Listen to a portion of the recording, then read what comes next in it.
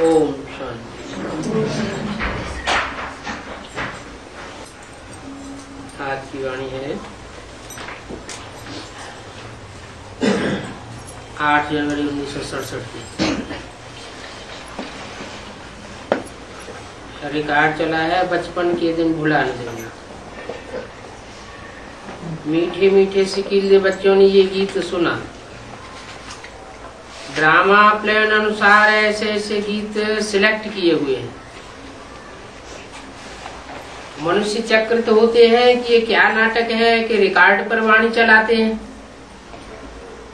ये फिर किस प्रकार का ज्ञान है? शास्त्र वेद उपनिषद आदि छोड़ दिए और ये रिकॉर्ड के ऊपर वाणी चलाते हैं। ये बातें भी तुम बच्चों की बुद्धि में हैं क्या कि फिल्मी रिकॉर्डों के जो पुराने गीत हैं उन गीतों के आधार पर बाबा वाणी चलाते हैं और वेद उपनिषद और शास्त्र सारे छोड़ दिए, पीछे छोड़ दिए। ये क्या बात हुई? जो भी गीतकार हैं या जो भी कवि हैं, पुराने कवि हो तो भी उनकी भावना में सात्विकता समाई हुई होती है और नए कवि हैं तो उनकी भी भावना में सात्विकता समाई हुई होती है। तो जो फिल्मी गीतकार हैं उन गीतकारों ने भी फिल्म में जो गीत बनाए हैं वो गीत बनवाने वाला भी बाप ही है और वो गीत ड्रामा में फिट होते हैं।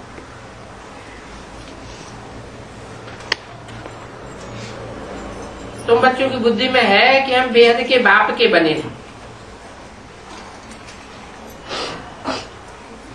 जिनसे अतीन्द्रिय सुख मिलता है। ऐसे बाप को भूलना नहीं है। बाप की याद से ही जन्म जन्मांतर के पाप दग्ध होने हैं। ही क्यों लगा दिया? बाप की याद के सिवाय और कोई दुनिया में दूसरा नहीं है जिसकी याद से हमारे जन्म जन्मांतर के पाप भस्म हो जाएं। क्यों? और कोई की याद से भस्म क्यों नहीं हो सकते और उसे एक ही याद से ही क्यों भस्म हो सकते हैं?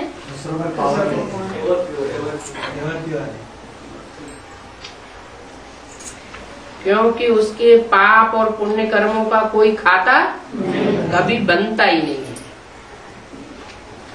ऐसे की याद में रहने से हमारे पाप जो भी 63 जन्म में हुए हैं वो सब भस्म हो जाएंगे। ऐसे ना हो जो याद को छोड़ दो और विकर्म रह जाए।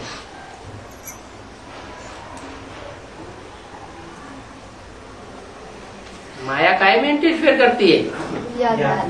याद में इंटरफियर करती है और माया के इंटरफियर करने से तुम कमजोर पड़ जाओ और याद को छोड़ दो तो क्या रिजल्ट होगा?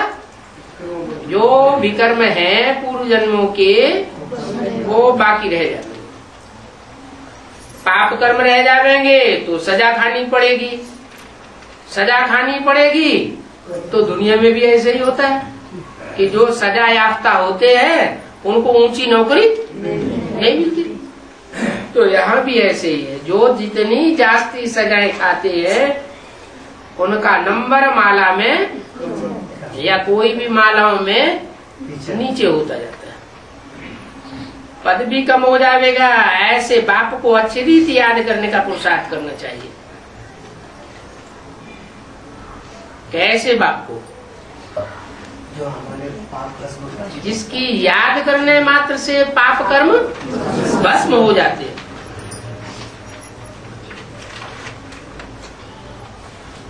अच्छा, पापी की याद करेंगे तो क्या होगा? महापापी की याद करेंगे तो पाप बढ़ेंगे और उसमें पाप है ही नहीं, निष्पाप है। कहते ना ये आदमी तो निष्पाप है निष्कलंक है, इसको कोई कलंक नहीं लगा सकता, इसको कोई पाप लग नहीं सकता, पापी नहीं है, निष्पापी है। तो ऐसे के संग से हम भी निष्पापी बन जाएंगे।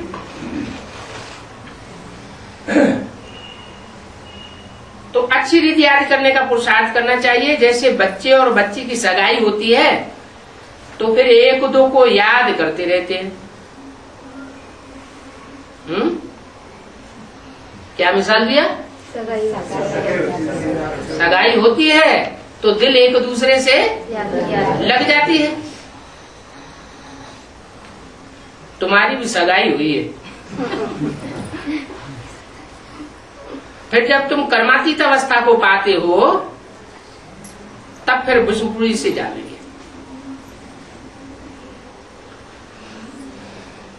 विष्णुपुरी में जाओगे। अभी कौन सी पुरी में है? अभी मायके में है, माँ के घर में। माँ का घर मायका, किसका? मायका। अभी जब तक माई के घर में है, माई माना ब्रह्मा, ब्रह्मा माँ को 3 पुरियों के कौन से तबक्के में दिखाया गया? नीचे तबक्के में दिखाया गया ना। तो नीचे तबक्के में माना वहाँ पाप की दुनिया है। ब्रह्मा को दाढ़ी मूंछ दिखाते हैं, विष्णु को तो नहीं दिखाते, शंकर को तो दिखाते भी है, नहीं भी दिखाते। शंकर को दोनों तरीके से दाढ़ी मूंछ वाला भी दिखाते हैं और क्लीन शेव वाला भी दिखाते हैं। क्लीन शेव माना विकारी नहीं है, देवताएं सब निर्विकारी होते हैं, इसलिए सब देवताओं को दाढ़ी मूंछ नहीं दिखाई जाती। सिर्फ एक ही है ब्रह्मा जिनको दाढ़ी मूंछ दिखाई जाती है। तो उनकी पूजा भी नहीं होती, उनकी मूर्तियां भी नहीं बनती, उनके मंदिर भी नहीं बनते। तो कौन सी दुनिया का वासी है? नीचे की दुनिया का या ऊपर की दुनिया का या मीडियम? नीचे की दुनिया का वासी। नीचे की दुनिया में ब्रह्मापुरी में पाप और पुण्य दोनों का खाता बनता है। जब ब्रह्मा आते हैं तो ब्रह्मा के मुख से निकली हुई वाणी के आधार पर जो चलते हैं तो उनका पुण्य का खाता बनता है। और वाणी के विपरीत चलते हैं, कोई मनुष्य की मत पर चलते हैं या मनमत पर चलते हैं तो उनका पाप का खाता बनता है। पुण्य और पाप दोनों इस संगम युग पर बनते हैं जब ब्रह्मा के द्वारा परमात्मा शिव आकर के वाणी चलाते हैं। मुखवंशावली भी बनते हैं तो कुकवंशावली भी बनते हैं। ब्रह्मा मुख की जो बात मानते हैं वो मुखवंशावली, और जो बातों पर ध्यान नहीं देते, मुख की निकली हुई बातों पर, ब्रह्मा के चेहरे चौपड़े को देखते रहते हैं या ब्रह्मा कुमार कुमारियों को देखते रहते हैं। कोई कुमारी होगी तो ब्रह्मा कुमार को देखेगी, कोई कुमार होगा ब्रह्मा कुमारी को देखेगा, कुमारी होगी तो ब्रह्मा कुमार को देखेगी, और उसका विकर्म का खाता बनता जाएगा। क्योंकि कुकवंशावली हो गए, एक दूसरे की गोद में जाना चाहते हैं। तो ये जो गोद की संतान है वो गोद की संतान विकारी संतान पैदा होती। और बाप कौन सी संतान बनाने आए? भ्रष्टाचारी संतान नहीं बनाने आए। भ्रष्टाचारी इंद्रियों की संतान, उससे भ्रष्टाचारी पैदा होते, मूत की पैदाइश से नीच पैदा होते। और भगवान तो आया है देवता बनाने। देवताओं के नेत्र कितने अच्छे दिखाते हैं। नेत्र ही नहीं, कहते हैं कमल नेत्र, कहते हैं मुख कमल। उनकी जो ज्ञान इंद्रियां हैं बड़ी तेजोमय दिखाई जाती है। तो ऐसी जो तेजोमय इंद्रियों वाले देवताएं हैं उनकी उत्पत्ति ही श्रेष्ठ इंद्रियों से होती है। जैसे आंख का भी तो लगाव इस दुनिया में देखा जाता है ना। लेकिन आंख का लगाव कम हो जाता है, भ्रष्ट इंद्रियों का लगाव जास्ती हो जाता है, तो भ्रष्टाचारी संतान कही जाती है। देवताओं की संतान श्रेष्ठ इंद्रियों की संतान थी। इसके लिए मिसाल भी है अपने भारत में। मिसाल है अपने भारत का पक्षी राष्ट्रीय मोर माना जाता है। क्यों? दूसरे पक्षी को राष्ट्रीय पक्षी क्यों नहीं माना? पक्षी किसे कहा जाता है? हाँ, जो ज्ञान योग के पंखों से, राइटियस और लेफ्टिस्ट पंखों से ऊंचे ऊंचे उड़ते हैं, उनको कहा जाता है पक्षी। यहाँ कौन सी उड़ान है? पुरुषार्थ की उड़ान है। कोई पुरुषार्थ में पड़े रहते हैं, सोए रहते हैं, कोई पुरुषार्थ में बैठ जाते हैं, कोई पुरुषार्थ में चलते हैं, कोई पुरुषार्थ में दौड़ते हैं, कोई पुरुषार्थ में उड़ते हैं और कोई पुरुषार्थ में हाई जंप लगाते हैं। तो मोर भी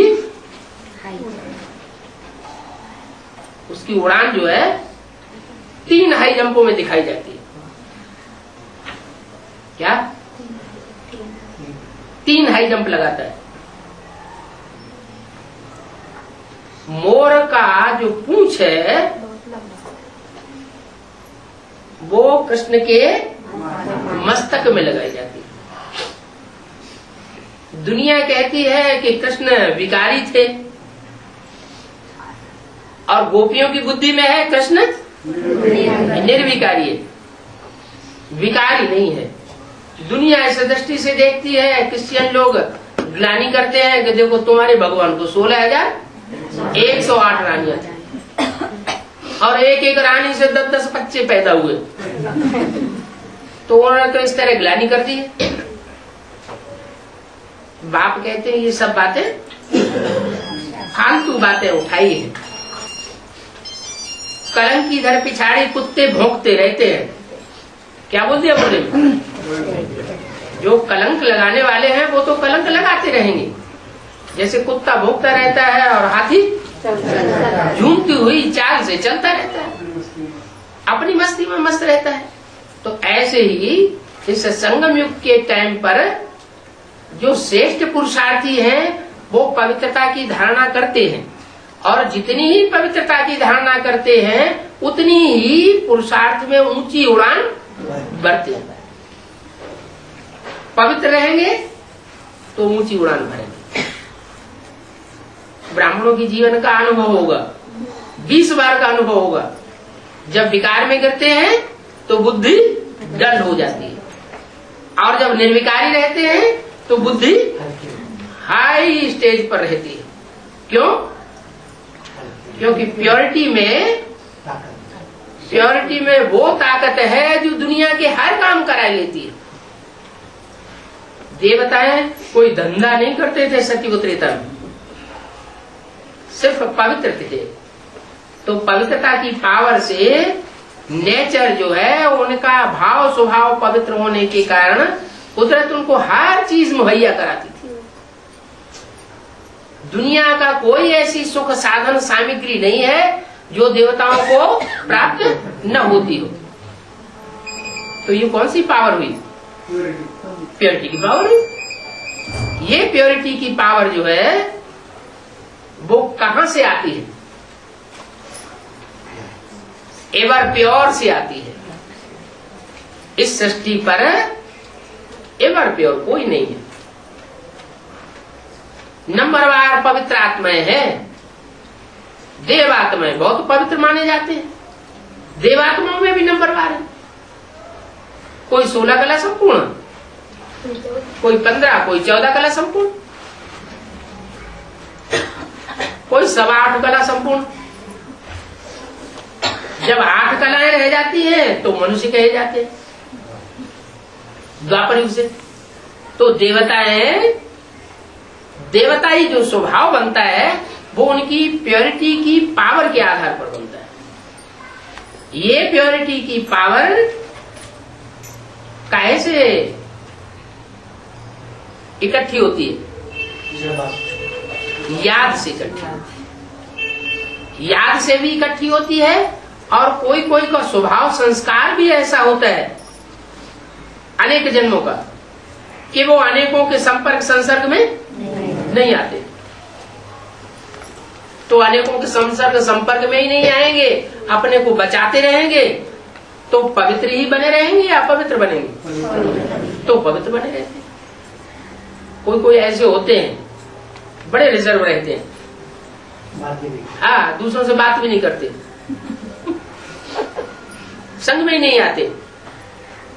तो वो तो जैसे रिजर्व बैंक ऑफ इंडिया हो गई।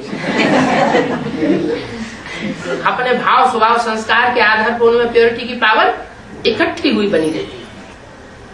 फिर कोई ऐसे होते हैं कि प्योरिटी की पावर इकट्ठी भी बहुत करते हैं, फिर संग के रंग में भी जास्ती आते हैं। ये कौन सी आत्माएं होती है? हाँ, जो भारत के राजाएं हैं वो याद भी बहुत करते हैं, याद करने में भी बहुत तीखे, और फिर शक्ति को खर्चा करने में भी बहुत तीखे। विदेशियों में धर्म में ये धारणा बनाई गई कि 3-4 शादियां भी कर सकते हैं। क्रिश्चियंस में ये धारणा बनाई गई ज्यादा से ज्यादा डाइवोर्स दो, ज्यादा से ज्यादा बच्चे पैदा करो ताकि जनरेशन बढ़ जाए। तो उन्होंने तो इतनी लिमिट रखी, और भारत के राजाओं ने क्या किया? भारत के राजाओं ने तो लिमिट त्याग दी, तोड़ दी, अनलिमिटेड। और कृष्ण का मिसाल पकड़ लिया कि कृष्ण जब 16,108 रानियां रख सकते हैं तो 240 तो फिर टू मैनी क्वींस का पहाका बन जाता है। अनेकों रानियां होंगी तो राजकाज क्या संभालेगा? फिर बुद्धि सारी उन्हीं में खप जाती है। तो वो आत्माएं वो हैं जिन्होंने जन्म जन्मांतर राजा ही किए। एक तो विकारी राजाएं होते हैं और एक होते हैं निर्विकारी राजाएं। निर्विकारी राजाएं होते हैं सत्यपुत्री तरह, और विकारी राजाएं होते हैं द्वापर कलयुग। निर्विकारी राजाओं के सामने विकारी राजाएं माथा टेक दे रहे हैं। मंदिर में जाते हैं, राजा विक्रमादित्य ने मंदिर बनाया, मंदिर में जाकर के माथा टेकता था कि नहीं? किसके सामने? लक्ष्मी नारायण के सामने जाकर माथा टेकता था। तो विकारी राजा ज्यादा बड़े हुए या निर्विकारी राजा ज्यादा बड़े हुए? निर्विकारी राजा बड़ा। लेकिन माथा टेकने वाले ये नहीं समझे कि हम जो माथा टेकते हैं वो किसके स्वरूप के सामने माथा टेकते हैं? निर्विकारी के सामने तो माथा टेकते हैं, लेकिन वो तो जड़ मूर्तियां हैं। वो जड़ मूर्तियां किसकी हैं ये नहीं जाना।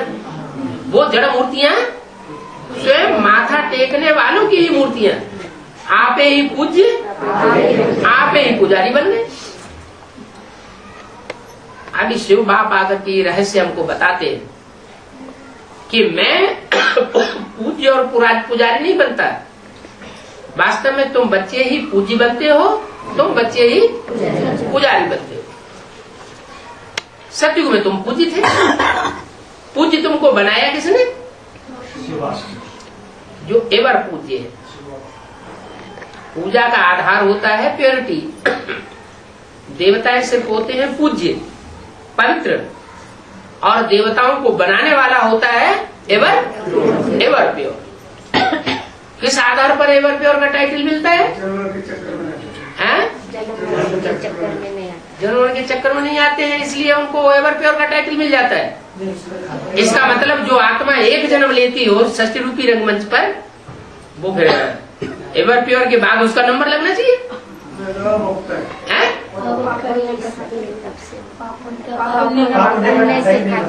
अरे किसी को टाइटल मिलता है तो कुछ काम किया होगा तब तो टाइटल मिलेगा, उपाधि मिलेगी। बिना कुछ किए धरे ऐसे ही उपाधि मिल जाती है। कोई रिसर्च करता है तो उसको पीएचडी की उपाधि मिलती है। हाँ, और जो भी है वो जो भी मनुष्य आत्मा है वो संग के रंग में आती है। संगात संजायते कामा, क्या? किसी के संग में आने से कामनाएं उत्पन्न होती है। कामात क्रोधो अभिजायते, कामनाओं की जब पूर्ति नहीं होती है तो क्रोध पैदा होता है। क्रोधात भवति सम्मोह, क्रोध होता है तो संपूर्ण मोह पैदा होता है, सम्मोह पैदा, सम्मोहन हो जाता है और उससे बुद्धि भ्रष्ट हो जाती है। तो जो मनुष्यों ने गीता लिखी उसमें भी ये बात बताई गई है। भगवान तो बताते हैं तुमको इच्छा मात्र अविद्या बनना है। इच्छा मात्र अविद्या बनने के लिए जरूरी है कि तुम संग दोष से अपने को बचाते रहो। संग दोष में आएंगे तो संग जरूर लगेगा। आत्माओं को संग का रंग न लगे ये हो नहीं सकता। चाहे रामकृष्ण की ही सशक्त आत्माएं क्यों न हो, उनको भी संग का रंग इस सृष्टि पर आकर के लगता जरूर है। एक तुरी या सोल ऐसी है जिसको संग का रंग नहीं लगता। उसका प्रूफ क्या है? उसका प्रूफ है कि और देवताओं के तो और इंद्रियां पूजी जाती हैं। कमल नेत्र, कमल मुख, पाद कमल, हस्त कमल, उनकी सब इंद्रियों की पूजा होती है और भगवान के लिंग की पूजा होती है। इसका मतलब लिंग से भी कर्म करते हुए भी वह पवित्र रहता है, अपवित्र नहीं बनता। माना मूत पलिति नहीं बनता। जो मूत पलिति बनते हैं माना डिस्चार्ज हो जाते हैं, शक्ति क्षीण हो जाती है, उनको अमोघ वीर्य नहीं कहा जा सकता। और शंकर को अमोघ वीर्य कहा जाता है। अमोघ वीर्य का मतलब क्या हुआ कि वो संग में आते हैं लेकिन बुद्धि से शंकर को याद किसकी रहती है? एक शिव की याद रहती है। तो बुद्धि से, मन बुद्धि से जो पतित नहीं होगा वो कर्मेंद्रियों से भी पतित नहीं हो सकता। कैसे? मन बुद्धि जहाँ जाएगी तो कर्मेंद्रियां भी अपना भोग भोगेंगी। मन बुद्धि नहीं जाएगी तो कर्मेंद्रियां भी अपना भोग नहीं भोग सकती। जैसे महबूबा का मिसाल दिया, महबूबा की याद में है, जा रहा है, कारखाने में काम कर रहा है, आंखें खुली हुई हैं, कोई उसकी आंखों के सामने से गुजर गया और उसे पूछा जाता है कौन गुजर गया, तो उसे याद ही नहीं। क्यों? उसकी खुली हुई आंखों ने क्यों नहीं देखा? क्योंकि खुली हुई आंखें जो है वो सामने वाले बाहर के व्यक्ति को देख नहीं रही हैं। उसकी मन बुद्धि रूपी तीसरा नेत्र जो है वो दूसरी जगह लगा हुआ है, इसलिए आंख ने उस विषय को ग्रहण नहीं किया। जैसे आंख का मिसाल है वैसे सब ही इंद्रियों का मिसाल है। सारी इंद्रियों का यही हिसाब है कि मन अगर उनके साथ होगा तो वो इंद्रिय अपना विषय भोग करेगी। अगर मन उसके साथ नहीं हुआ तो इंद्रिय अपना भोग नहीं सकती। यही राजयोग का तरीका है। बाप आते हैं यही हमको सिखाते हैं कि तुम अपने मन को ऐसा कंट्रोल करो कि इंद्रियां जो है अपने भोग ही न सके। अति इंद्रिय सुख तुमको तब भासेगा जब तुम्हारा मन तुम्हारे पूरे कंट्रोल में हो जाए। इसलिए कहा जाता है मन जीते जगत जीते। कहीं कहा आंख जीते जगत जीते नहीं। आंख तो सबसे ज्यादा धोखा देने वाली है। आंख सबसे ज्यादा धोखा भी देती है, सबसे ज्यादा नीचे भी गिराती है और आंख सबसे ज्यादा ऊपर भी उठा सकती है अगर पवित्र दृष्टि बन जाए तो प्योर दृष्टि जो है वो परमात्मा की है। जो परमात्मा पार्टधारी सृष्टि पर आकर के प्रैक्टिकल पार्ट बजाता है, हीरो पार्टधारी में आकर के, उसकी दृष्टि से सृष्टि सुधरती है। नहीं तो दुनिया में क्या होता है, कोई कुमार है कोई कुमारी से आंख लग जाए, फिर एक दूसरे से बुद्धि आसक्ति होती रहेगी। तो जब बुद्धि आसक्त होती रहेगी तो दोनों एक दूसरे के नजदीक पहुंचना चाहेंगे। दूसरे के नजदीक एक दूसरे के पहुंचेंगे तो संग का रंग लगेगा, संग का रंग लगेगा तो फिर अटैचमेंट पक्का हो जाता है। वो ऐसा पक्का अटैचमेंट हो जाता है कि अनेक जन्मों में भी छूटता नहीं। अब यही उल्टी चाड़ी चढ़ाने के लिए बाप आया हुआ है। बाप कहते हैं तुम अपने वाइब्रेशन को ऐसा स्थिरियम बनाओ कि दृष्टि भी तुम्हारी स्थिर हो जाए। इसलिए मुरली में बोला है जो गहरी याद में रहता है उसकी दृष्टि भी स्थिर हो जाती है, इंद्रियां भी शीतल हो जाती है, वो भी स्थिर हो जाती है। याद में रहने वाले की ये निशानी है कि उसकी इंद्रियां स्थिर हो जाएंगी। लास्ट में ऐसे ही होगा। कर्मातीत अवस्था माने कर्मेंद्रियों से अतीत की स्टेज हो जाएगी। कर्मेंद्रियों से हम सुख नहीं भोगेंगे। कैसे सुख भोगेंगे? मन बुद्धि से डायरेक्ट वाइब्रेशन के आधार पर सुख भोगेंगे। मिसाल पपीता का वृक्ष होता है नर और मादा। मादा यहाँ खड़ा हुआ है और पपीता नर वृक्ष बहुत दूर 2 किलोमीटर दूर खड़ा हुआ हो, बाकी कहीं भी ना हो, तो वो उतनी दूर से अपने वाइब्रेशन से उस पराग को खींचेगा और फल देगा। अगर नर वृक्ष 2 किलोमीटर के दायरे में न हुआ तो फल दे नहीं सकता। तो जड़ा जीव जंतुओं में ऐसा हो सकता है। मोर का मिसाल, मोर जो है वो डांस करता है और मोरनी उसका आंसू पी लेती है। श्रेष्ठ इंद्रिय है नेत्र, उस आंसू से ही उसका गर्भ रह जाता है। ये एक तो मिसाल किस लिए देखे जाते हैं? इसलिए देखे जाते हैं कि भगवान जब आकर के पढ़ाई पढ़ाए तो मनुष्यों को निश्चय बैठ जाए। नहीं तो आज की दुनिया में अनिश्चय बुद्धि बहुत है। निश्चय ही नहीं बैठेगा तो पुरुषार्थ कहां से करेंगे? अभी बाप कहते हैं निश्चय बुद्धि विजयते, अनिश्चय बुद्धि विनश्यते। तो निश्चय जो है, निश्चय और अनिश्चय, ये बाप के ऊपर पहले करना है, बाप के ज्ञान के ऊपर करना है और अपने पार्ट के ऊपर निश्चय करना है कि हमारा श्रेष्ठ पार्ट है। संकल्प जो ऐसे आने चाहिए जो संकल्प नेगेटिव न हो, पॉजिटिव ही संकल्प हम करें, उसको कहते हैं ज्ञान। अगर अज्ञान होगा तो नेगेटिव संकल्प ज्यादा पैदा होंगे। ज्ञान कहां से आता है? अज्ञान कहां से आता है? ज्ञान आता है एक बाप से, भगवान से, और अज्ञान आता है अनेकों सिर वाले, 10 सिर वाले रावण से। अनेक मतों से होता है अज्ञान और एक मत से होता है ज्ञान। ज्ञान माने जानकारी। वेद भाषा बताई गई, कैसे ब्रह्मा के मुख से वेद निकले। विद माने जानना, विद से बनता है विद्वान। विद्वान माने बहुत बड़ा जानकारी रखने वाला। तो ब्रह्मा के मुख से वेद निकली, और तो नाम दे दिया वेद, लेकिन वास्तव में सच्चाई की जानकारी का खजाना ब्रह्मा के मुख से तब निकलता है जब सुप्रीम सोल ज्योति बिंदु शिव उसमें प्रवेश करता है।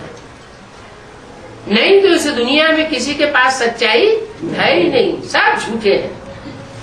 नंबरवार पुरुषार्थ अनुसार सत्य कोई इस दुनिया में है नहीं। कहते हैं हम सत्संग में जाते हैं, लेकिन सत्संग में कोई जाता ही नहीं। सत्य कोई है ही नहीं। सत्य सिवाय परमात्मा के, सिवाय सदगुरु के और कोई सच्चा इस दुनिया में होता ही नहीं। सिख लोग कहते हैं एक सदगुरु अकाल मूर्त, माने सदगुरु एक है और गुरु अनेक है। तो सारे गुरु जो है वो झूठे हो गए कि सच्चे हो सदगुरु हुए? जब सदगुरु है ही एक तो बाकी सब झूठे गुरु हो गए। झूठे गुरु हैं, झूठे गुरु झूठी बातें पढ़ाते हैं, तो दुनिया की मेंटेलिटी नीचे गिरती जा रही है। दुनिया में दुख दर्द बढ़ता चला जा रहा है। अभी सच्चा बाप आया हुआ और वो आता ही तब है जब ये दुनिया पूरी दुर्गति को पाती है। सतो प्रधान सतयुग में नहीं आता, सतो सामान्य त्रेता में नहीं आता, रजो प्रधान द्वापर में नहीं आता, तमो प्रधान कलयुग में भी नहीं आता। जब कलयुग का भी अंतिम चरण होता है, बहुत दुखी हो जाते हैं, तो उसे आना पड़ता है कि मैं अपने बच्चों को जाकर के, आत्माओं को जाकर के दुखी से सुखी बनाऊं, अशांत से शांत करूं जाकर।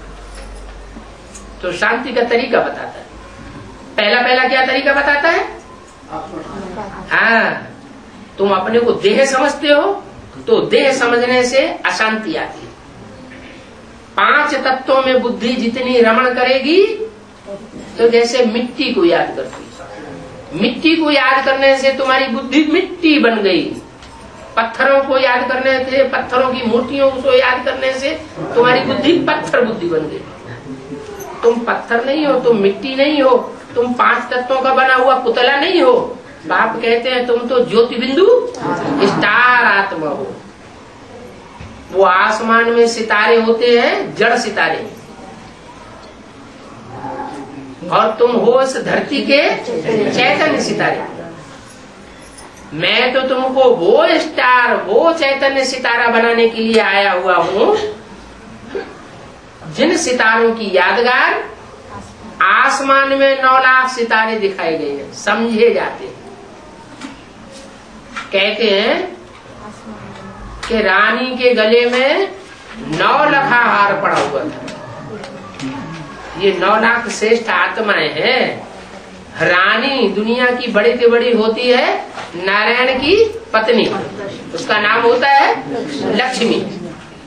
उस लक्ष्मी के गले में जो प्रजा का हार पड़ता है, प्रजा माना जा, प्रमाना प्रकृष्ट रूपेण जा माना जायते, जिसका प्रकृष्ट रूप से जन्म होता है उसको कहा जाता है प्रजा। तो ये जो 9 लाख की प्रजा तैयार होती है, वो दिव्य जन्म से पैदा होती है। क्या? वो गर्भ से भूमूत की संतान नहीं होती है, वो पहले जन्म की संतान होगी। कैसे? दिव्य जन्म योग बल से होती है। उनमें जो 4.5 लाख जन्म देने वाले हैं, वो संपूर्ण योग बल से पैदा होते हैं। उनका योग बल इंद्रियों की पहुंच से परे है। क्या? इंद्रियों की पहुंच से उनका योग बल परे है। किसका? जो 4.5 लाख जन्म देने वाले माता पिता हैं इस सृष्टि के, इंद्रियों की पहुंच से परे कैसे है वो योग बल? वो डायरेक्ट बाप से सीखते हैं। हाँ, डायरेक्ट बाप से तो सीखते हैं, लेकिन इंद्रियों की पहुंच से परे होकर के वो संतान कैसे पैदा करेंगे?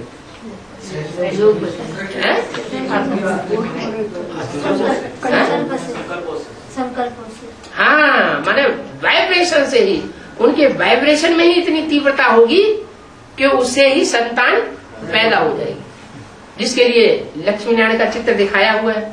लक्ष्मी नारायण बैठ सब खड़े हुए हैं, एक दूसरे को देखते भी नहीं, और उनके बच्चे राधा कृष्ण वो एक दूसरे को दृष्टि देख रहे हैं।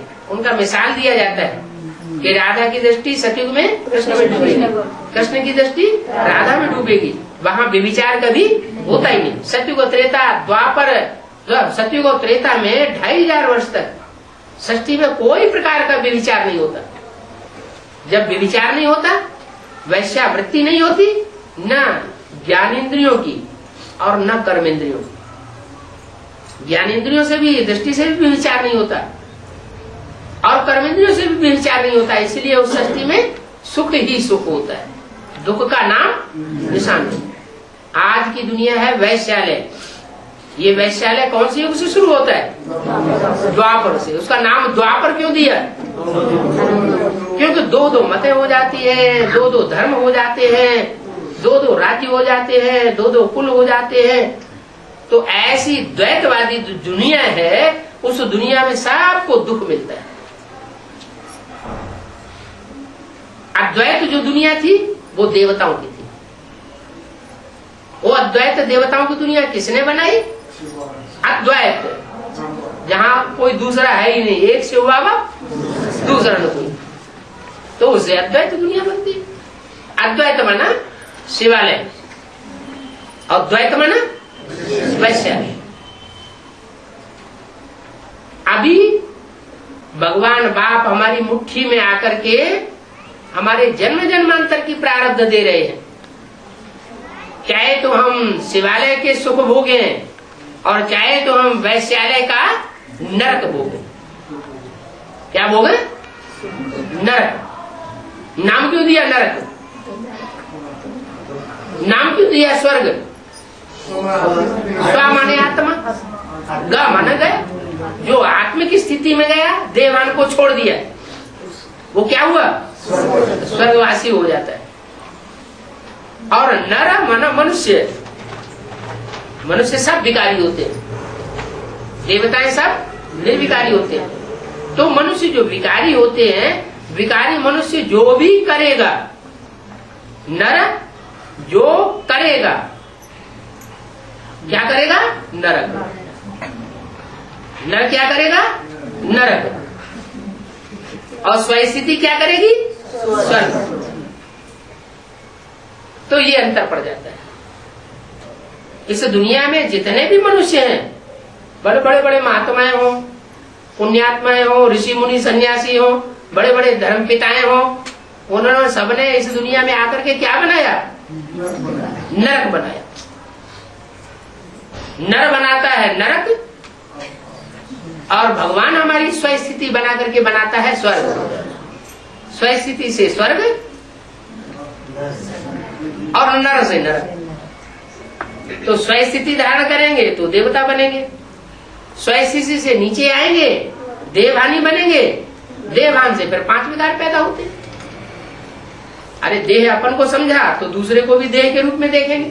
मैं पुरुष हूँ, ये स्त्री है, बस आया देवान। देवान अपना रूप पहला विकराल रूप पकड़ता है, काम विकार करता है। जब आत्मा है तो आत्मा न स्त्री है न आत्मा पुरुष है। आत्मा जो है वो तो स्त्री भी बनती है, पुरुष भी बनती है, तब जब शरीर धारण करती है। तो ओरिजिनल हम क्या है? आत्मा भाई भाई हैं, उस सुप्रीम सोल बाप के बच्चे। वो स्टेज अगर हम धारण करेंगे, की प्रैक्टिस करेंगे, तो हम स्वर्गवासी बनेंगे। कितना सहज तरीका बताया। और वो ऋषि मुनि सन्यासी तो बताते रहे शास्त्रों में, अनेक जन्म पुरुषार्थ करेंगे तब कहीं जाकर के हमको प्रारब्ध स्वर्ग की मिल सकती है। बाप कहते नहीं, जितने भी धर्म पिताएं आते हैं वो सब एक जन्म में ही अपने धर्म का स्थापना करते हैं। तो मैं भी इस सृष्टि पर जब आता हूँ तो एक जन्म में ही सनातन धर्म की, स्वर्ग की स्थापना करता हूँ। मैं जिस सत्य सनातन धर्म की स्थापना करता हूँ वहाँ सुख ही सुख होता है, दुख का नाम निशान नहीं होता। और 2500 वर्ष तक होता है। उस 2500 वर्ष की हिस्ट्री किसी के पास मौजूद ही नहीं। जिस 2500 वर्ष की हिस्ट्री मौजूद है, उस 2500 वर्ष के अंदर नर आए हैं सृष्टि पर और उन्होंने नरक बनाया। कौन कौन आए हैं? इब्राहिम, बुद्ध है, क्राइस्ट है, गुरु नानक, जितने धर्म पिताएं आए, अपने अपने धर्म स्थापन किए, द्वैतवादी धर्म। उन सब ने आकर की सृष्टि को ज्यादा ही नरक बनाया। उनके फॉलोअर्स सुनेंगे तो उनको मिर्ची लगेगी, लेकिन बात तो सच्ची है। सच्ची बात को जो सत्य बाप के सच्चे बच्चे होंगे वो मान लेंगे। सच्चे बच्चे कौन से होते हैं? जो सूर्यवंशी होंगे सो मानेंगे। सूर्यवंश के बाद होता है चंद्रवंशी। चंद्रमा किससे रोशनी लेता है? सूर्य से। गीता में लिखा है कि भगवान जब आते हैं तो सबसे पहले ज्ञान किसको सुनाते हैं? सूर्य को सुनाते हैं। तो सूर्य से सूर्यवंशी पैदा होते हैं। सूर्य से जो पहले पहले ज्यादा शीतल ज्ञान लेता है वो चंद्रमा कहा जाता है। चंद्रमा से जो ज्ञान लेते हैं उसकी संतान चंद्रवंशी हुए। विषय से जो संतान बनते हैं उन्हें वैश्य कहा जाता है। वो इब्राहिम के बच्चे हुए, तब से दुनिया विशेष हुई। फिर बुद्ध आए, क्राइस्ट आए, उन सबके फॉलोअर्स बनते गए और जितने भी फॉलोअर्स की संख्या बढ़ती गई और धर्मों की, उतना ही दुनिया में वितंडावाद बढ़ता चला गया। शुरुआत में तो हर धर्म सात्विक होता है तो अच्छा लगता है। ये सृष्टि भी एक वृक्ष है, झाड़ है। गीता में कहा गया अश्वत्थ वृक्ष, इसका नाम क्या दिया? अश्वत्थम प्राहुव्ययम। अश्वत्थ वृक्ष है। अश्व माना घोड़ा, मन रूपी घोड़ा, मनरेव आत्मा। वेदों में मन बुद्धि को ही आत्मा कहा है। ये मन रूपी घोड़ा जब स्थिर हो जाए तो इस सारे सृष्टि के राज को, सृष्टि रूपी वृक्ष के राज को पहचान सकता है।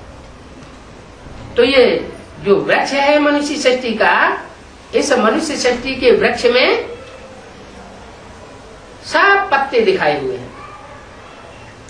अभी सारे पत्ते मौजूद हैं।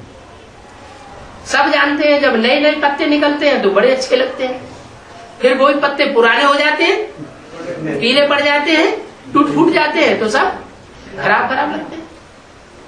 तो नए नए जो भी धर्म आए इस सृष्टि पर, वो सब कोमल कोमल पत्ते थे, कोपलें, और सबको अच्छी लगती थी उस समय। तो कन्वर्ट होने लगे धड़ाधड़। ये नहीं जानते थे कि ये बाद वाले धर्म है। ये रजो प्रधान समय में आए हैं, तमो प्रधान समय में आए हैं।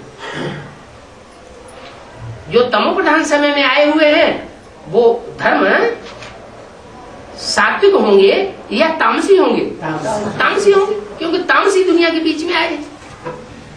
हाँ, उन धर्मों को, उन धर्म पिताओं को अपने तन में धारण करने वाली जो आत्माएं होती हैं, उनके लिए कहा जा सकता है कि वो सतयुग में थे।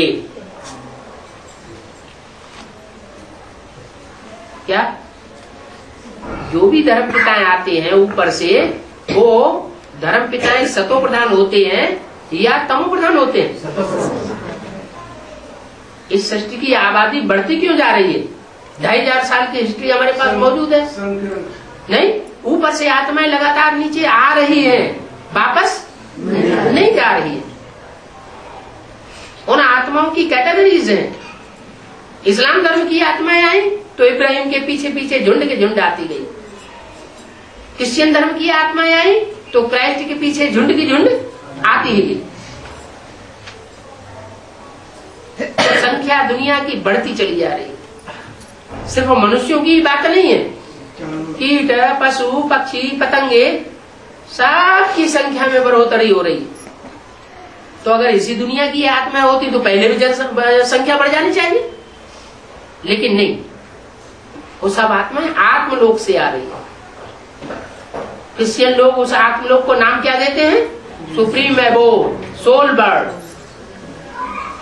मुसलमान क्या कहते हैं?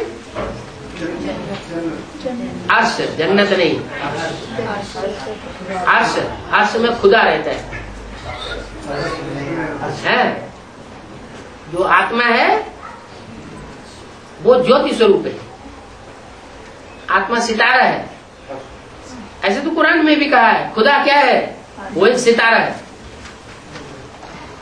खुदा भी सितारा है तो खुदा के बंदे भी सब सितारे। तो इस दुनिया में आबादी लगातार बढ़ती है।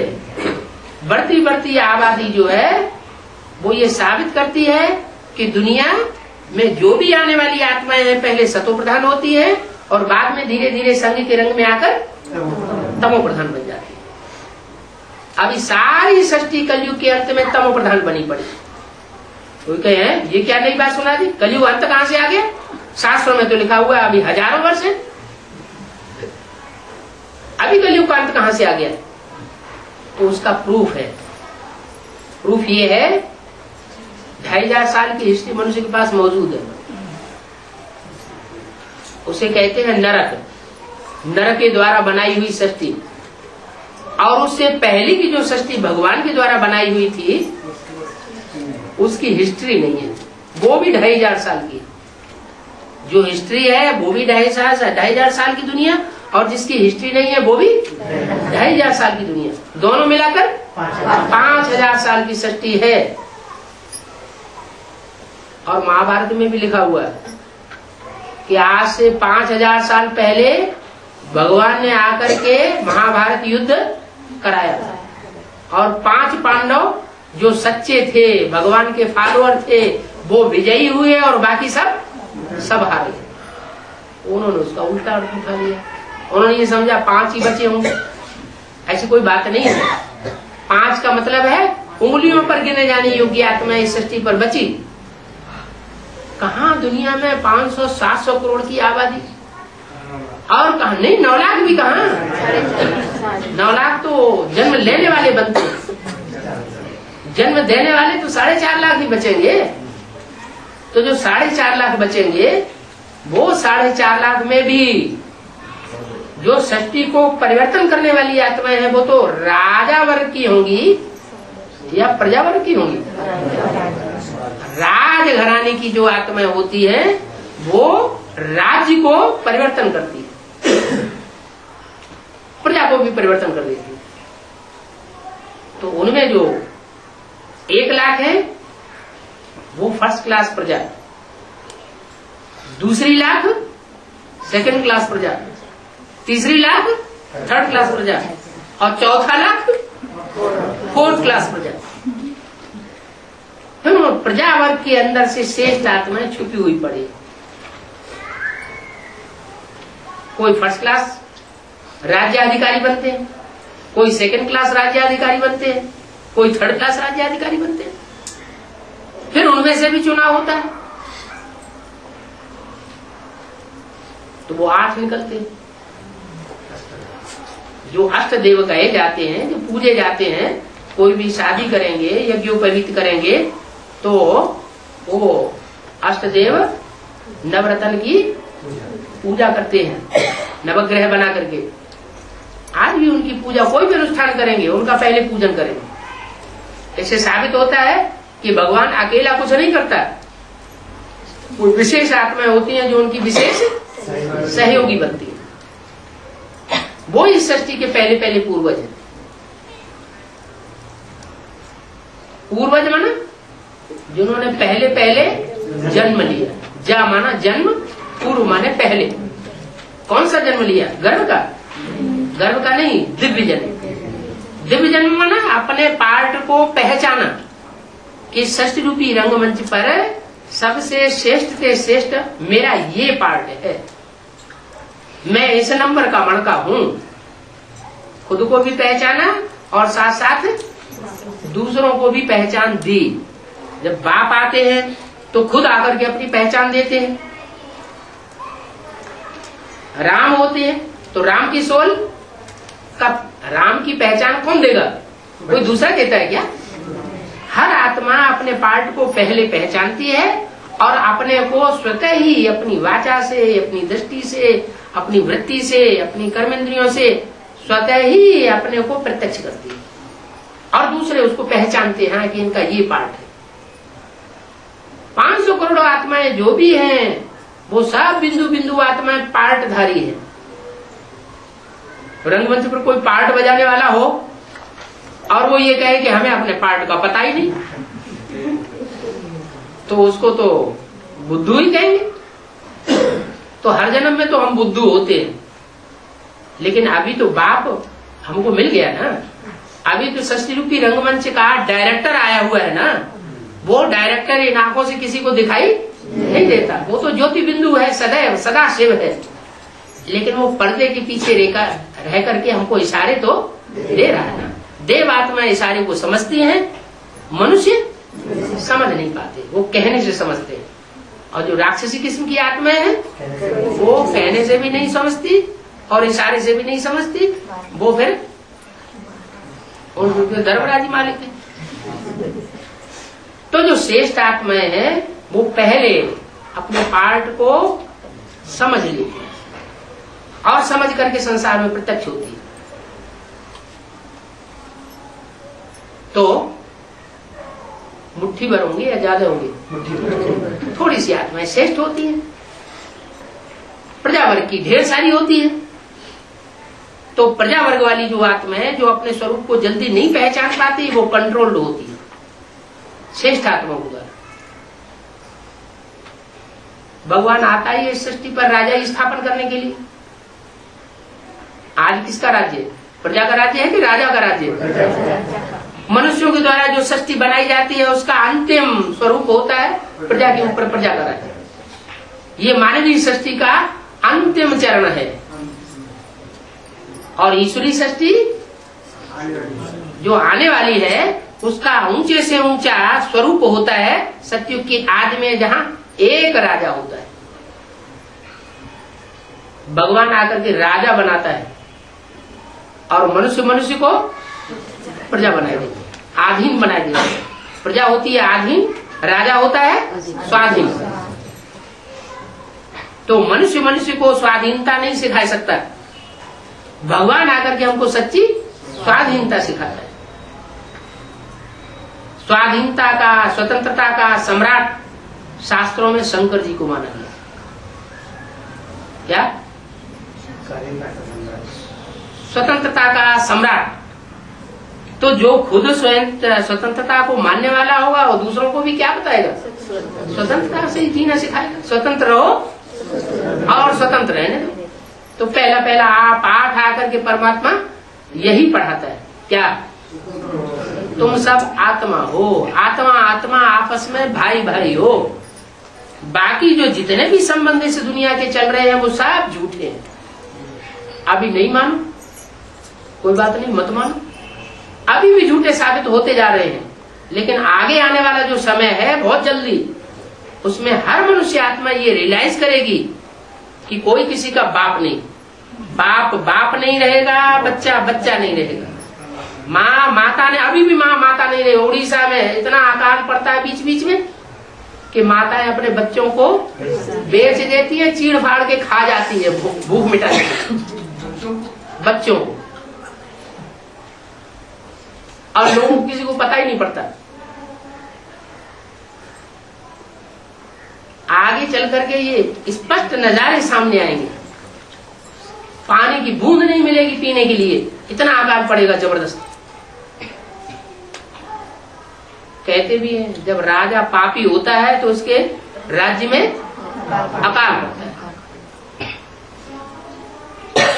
तो अभी पाप की अति होती जा रही है। वो तो एक राजा होता है और यहाँ तो ढेरों राजा हैं।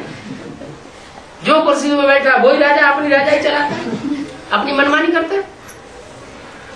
तो जब ढेर राजाएं होंगे, ढेर मनमानी करेंगे तो पाप कितने हो जाएंगे? ढेर सारी पाप हो जाएंगे। तो वो पाप जो है वो सर पर चढ़कर के नाचेंगे। अभी ज्यादा टाइम नहीं रह गया, 70 साल होने जा रहे हैं भगवान को आए हुए सृष्टि पर। दुनिया के जितने भी धर्म पिताएं हैं सबने 100 वर्ष के अंदर ही, मनुष्य की आयु कितनी ज्यादा से ज्यादा 100 साल, 100 वर्ष के अंदर सभी धर्म पिताओं ने आकर अपना धर्म स्थापन किया। चाहे बौद्ध धर्म हो, चाहे इस्लाम धर्म हो, चाहे क्रिश्चियन धर्म हो। भगवान भी सृष्टि पर आकर के ब्रह्मा के द्वारा 100 साल के अंदर नई सृष्टि की स्थापना करता है और पुरानी दुनिया का विनाश करता है। और धर्म पिताएं पुरानी परंपराओं का विनाश नहीं करते, वो सिर्फ अपना धर्म स्थापन करके चले जाते हैं। और भगवान की ये शिफ्ट है कि पुरानी परंपराओं का विनाश भी करता है। जो पुराने नीति, रीति, रस्म, रिवाज, कायदे, कानून, उन सब का पर्दाफाश कर देता है। ये सब झूठे हैं और सत्य सनातन धर्म की स्थापना करता है। दोनों कार्य करता है। दोनों कार्य जब संपन्न होते हैं तो श्रेष्ठ आत्माएं जो बचती हैं उनकी विष्णु के द्वारा पालना होती है। अभी वो दुनिया जल्दी ही सामने आने वाली है। 30-32 साल कोई बहुत नहीं होते हैं। टाइम बड़ी फास्ट गति से आगे दौड़ता चला जा रहा है, पता ही नहीं चलता कितना समय कितनी जल्दी बीत गया। क्या? अभी बहुत थोड़ा समय रह गया। इस थोड़े से समय में बहुत कुछ कार्य होना है, बहुत परिवर्तन होने हैं। अभी तो भगवान भी गुप्त है और उसके परिवर्तन की गति भी गुप्त है।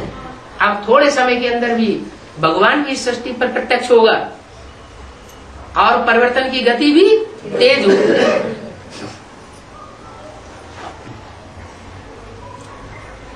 तो तेज कब होगी? मल्टीप्लिकेशन हो रहा है, एक आत्मा से दूसरी को ज्ञान मिलता है, दूसरी से और दूसरी तीसरी को ज्ञान मिलता है, दूसरी तीसरी से और औरों को ज्ञान मिलता है, मल्टीप्लिकेशन होता जाता है। आत्मिक स्थिति वालों की संख्या बढ़ती जाएगी और देवभान में रहने वालों की संख्या घटती नहीं जाएगी। वो तो पलट क्यों है, वो घटेगी नहीं कभी। लेकिन पावरफुल आत्मिक स्थिति वाले जब तैयार हो जाएंगे तो उनका संगठन इतना पावरफुल संगठन होगा कि वो हुजूम की हुजूम आत्माओं को अपने कंट्रोल में वाइब्रेशन से कर लेगा। शिवाजी के पास कितनी सेना थी? मुट्ठी भर। और औरंगजेब के पास कितनी सेना थी? टिड्डी दल। औरंगजेब जैसे शासनकर्ता को, जिसके पास लाखों की तादाद में हुजूम था सिपाहियों का, लोहे के चने चबा दिए, तो किसके साथ ही ज्यादा पावरफुल हुए? शिवाजी के साथ ही ज्यादा पावरफुल हुए। ये वही आत्माएं हैं जो सृष्टि के आदि में सूर्यवंशी बनी थी, बाप के सूर्यवंशी बच्चे बने थे। एक एक आत्मा रूहानी सोल्जर बनती है। क्या? रूहानी सोल्जर, रूहानी सिपाही। जैसे वो सिपाही होते हैं मिलिट्री में, कितना अनुशासन होता है उनके अंदर, होता है या नहीं? जितने भी महकमे होते हैं सबसे ज्यादा अनुशासन कौन से महकमे में होता है? मिलिट्री में होता है। ये भी रूहानी मिलिट्री है बाप की। क्या? इस रूहानी मिलिट्री का मार्शल, जो देवताओं में महादेव कहा जाता है, वो इस रूहानी मिलिट्री का मार्शल है। जब ये अभी तो ट्रेनिंग चल रही है, क्या अभी चुनाव हो रहा है, भारत तैयार की जाती है ना, तो पहले क्या होता है? पहले चुनाव होता है, चुनाव होने के बाद फिर उनको ट्रेनिंग दी जाती है। ये ट्रेनिंग काल चल रहा है अभी, और ट्रेनिंग जब पूरी होगी और अपने अपने पद पर जब सुशोभित हो जाएंगे, तब ये रूहानी मिलिट्री संसार में नाम वाला करेगी। अभी अंडरग्राउंड है, अंडरग्राउंड मिलिट्री भी तो होती है, जमीन के अंदर ही अंदर सारा काम उनका चलता रहता है। ऊपर दुनिया को किसी को कुछ भी पता ही नहीं चलता। तो ये भी अंडरग्राउंड मिलिट्री है। ये अंडरग्राउंड मिलिट्री बहुत पावरफुल है। पहले जन्म की प्रजा है। क्या? प्रजा भी नहीं, बड़े बड़े राज्याधिकारी तैयार हो रहे हैं, राजाएं तैयार हो रहे हैं जन्म जन्मांतर के। ये राजाई सिवाय राज्यों के और किसी को प्राप्त होती नहीं। वो दुनिया में जो पढ़ाइयां होती हैं, एक जन्म के लिए पढ़ाई पढ़ते हैं, और ये रूहानी पढ़ाई, ये राज्यों की पढ़ाई 21 जन्म के लिए तो है ही है। 21 जन्म के आधार पर जो स्वभाव संस्कार बनते हैं, वो 63 जन्म भी काम करते रहते हैं। यहाँ जिसका पुरुषार्थ करने का मात्रा जितना तीखा बन जाएगा, वो वहां एक जन्म में ही सिपाही से सम्राट बनता रहेगा। बाबर का जीवन चरित्र क्या था? सिपाही से राजा बन गया, सम्राट बन गया। जैसे विक्टोरिया का वजीर स्ट्रीट लाइट में बैठ करके पढ़ाई पढ़ता था, ऊंचा उठते उठते विक्टोरिया का वजीर बन गया। विक्टोरिया को ज्यादा बुद्धि होती है या उसके वजीर को ज्यादा बुद्धि होती है? वास्तव में शासन सत्ता किसके हाथ में होती है? वजीरों के हाथ में होती है।